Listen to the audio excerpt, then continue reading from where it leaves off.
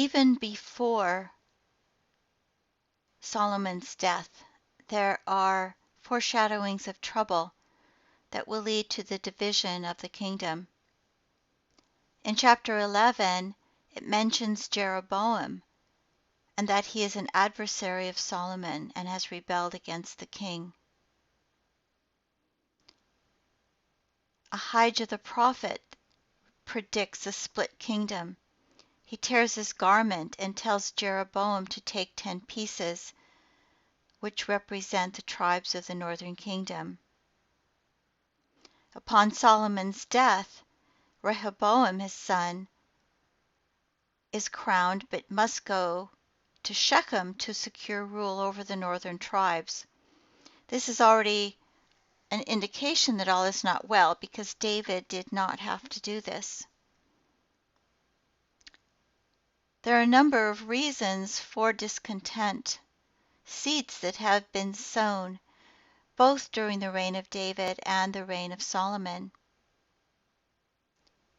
First of all, not everybody's happy that the Davidic dynasty has replaced Saul.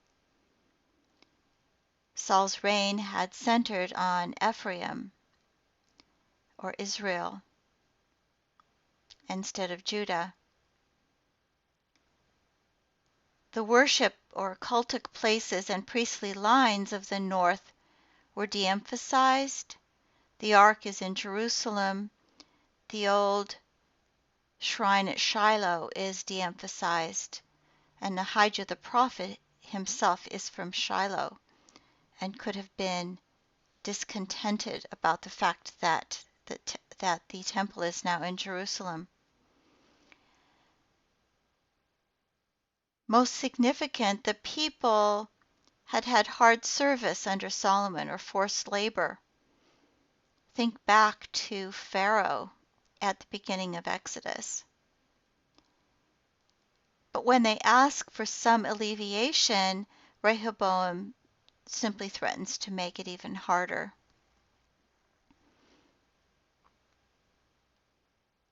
So there is an assembly at Shechem that Rehoboam must attend in order to be crowned king. And these included representatives of old pre-Israelite cities, clans, tribes, small villages.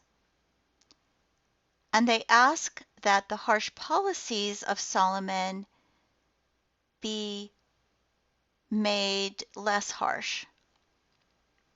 Rehoboam, on the advice of the younger man, chooses not to negotiate, but threatens, and as a result of this, there is rebellion.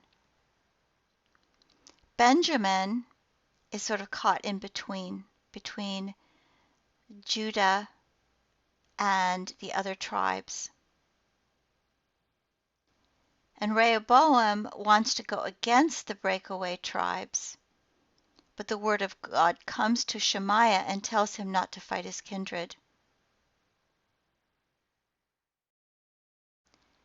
So Jeroboam is a central figure in all of this. For a long time, he was officer of forced labor over the house of Joseph,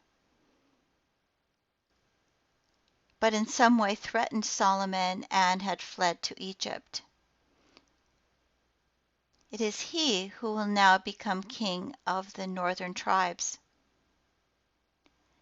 And in the north, then, there is not only a change in leadership, Jeroboam instead of Rehoboam, but there is a change in the worship and the sites of worship.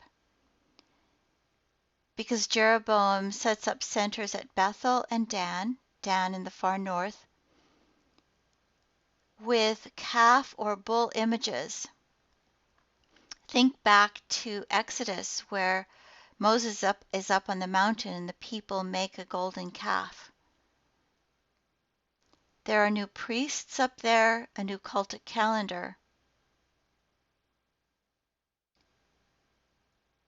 Bethel is chosen because, if you will remember back to Genesis, this is a place where altars in the past had been set up by Abram and by Jacob.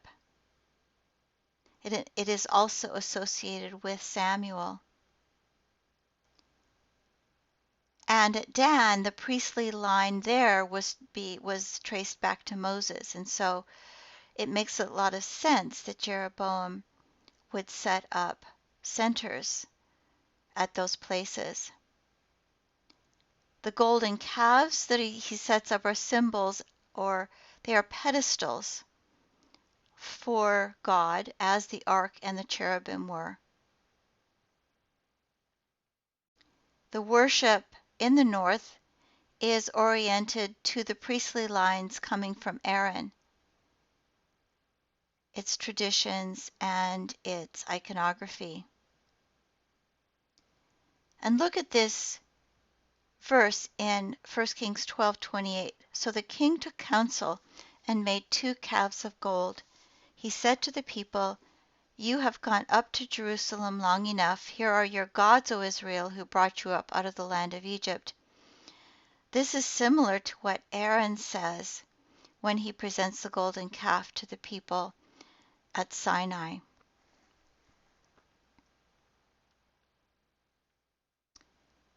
The character of the 2 kingdoms going forward is that in the north, this is called Israel, dominated by the tribe of Ephraim, and it consists of the hill country north of Jerusalem. The southern kingdom is Judah, the southern hill country encompassing Jerusalem and south to the Negev.